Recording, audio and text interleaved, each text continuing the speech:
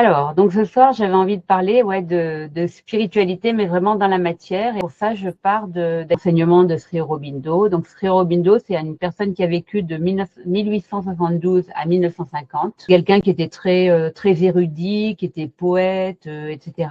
Et qui s'est intéressé à la spiritualité, mais pas du tout de façon en dehors du monde, en fait. Il était, en même temps, c'était un révolutionnaire. Il était franco-indien. Il a essayé de défendre l'Inde autant qu'il a pu. Vraiment un pionnier de l'évolution de conscience. Et pour moi, c'est le pionnier de ce qu'on appelle le supramental. La notion de supramental, en fait, on entend parler de beaucoup de choses. Il y a des choses qui sont pas du tout dans la quintessence de ce qu'a proposé au départ Sri Aurobindo. Bien aussi parfois de revenir aux origines, hein, comme le feng shui, être dans le feng shui traditionnel pour bien comprendre comment ça marche, c'est bien aussi. Après, on peut faire des raccourcis, mais c'est vrai que d'avoir les bases, c'est pas mal. Donc, ce Sri Aurobindo, il a été élevé en Angleterre.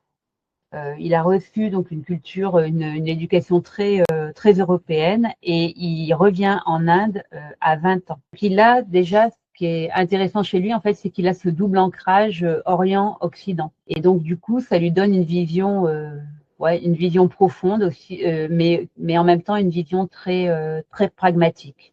Et je pense que c'est ce que j'aime bien dans cet enseignement.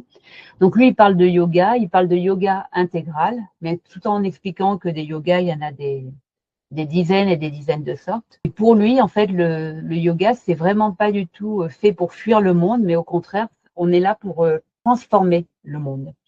Et il appelle ça le supramental. Et donc, c'est pas un concept vraiment mystique, finalement, c'est plutôt une conscience au-delà du mental qui est capable de transformer la matière elle-même. Quand on fait comme ça nos concentrations, c'est exactement ça que j'essaye de vous transmettre et de vous amener à faire, et de vous amener en fait à être capable de le faire aussi souvent seul, finalement, pas forcément avec moi.